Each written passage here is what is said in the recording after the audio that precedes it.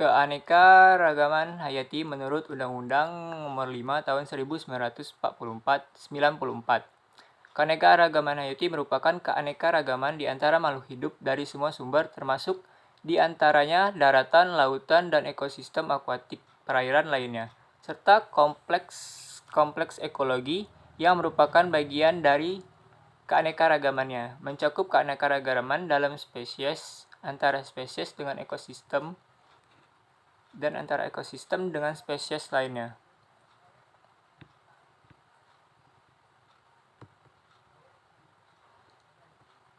Yang selanjutnya, kekayaan alam di Indonesia yang melimpah terbentuk oleh beberapa faktor. Antara lain, dari sisi astronomi, Indonesia terletak pada daerah tropis yang memiliki curah hujan yang tinggi, sehingga banyak jenis tumbuhan yang dapat hidup dan tumbuh dengan cepat. Dari sisi geologi, Indonesia terletak pada titik pergerakan lempeng tektonik, sehingga banyak terbentuk pegunungan yang kaya akan mineral.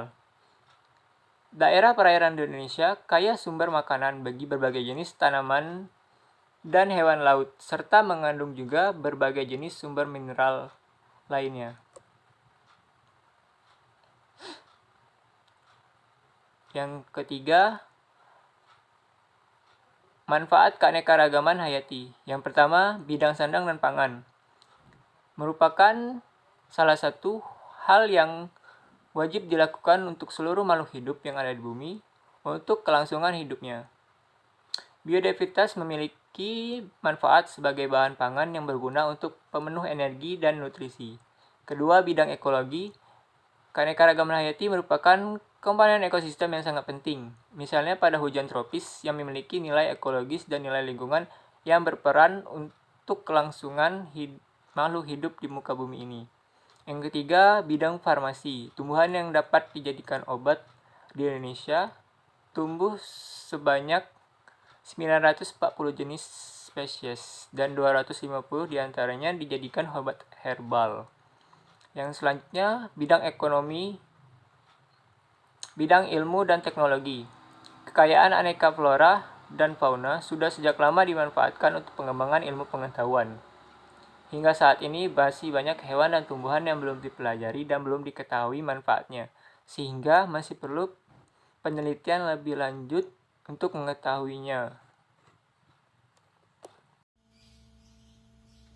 Baiklah kawan-kawan, di sini saya akan menjelaskan upaya pelestarian keanekaragaman hayati.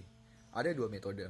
Yang pertama, metode in situ, merupakan sebuah upaya pelestarian dari keanekaragaman hayati yang mana langsung dilakukan pada tempat dari flora dan fauna itu berada. Metode ini memberikan perlindungan pada kawasan yang dianggap memiliki ekosistem unik atau flora dan faunanya yang terancam punah.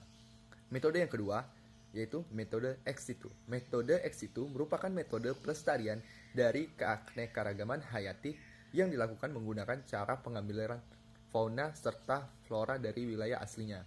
Tujuannya untuk konservasi, perlindungan, dan pengembangbiakan flora dan fauna.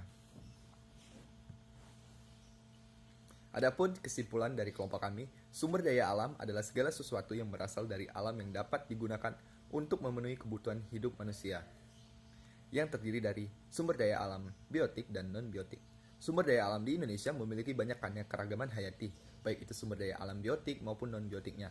Sumber daya alam hayati memiliki banyak manfaat, baik untuk manusianya dan juga lingkungannya, seperti untuk bahan sandang dan pangan, obat-obatan, maupun sebagai bahan untuk penelitian.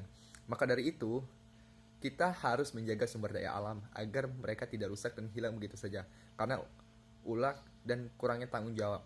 Sehingga dalam upaya menjaga kelangsungan sumber daya alam agar tetap terjaga, sudah ada beberapa upaya yang dilakukan seperti menggunakan metode in situ dan ex situ. Terima kasih. Assalamualaikum warahmatullahi wabarakatuh.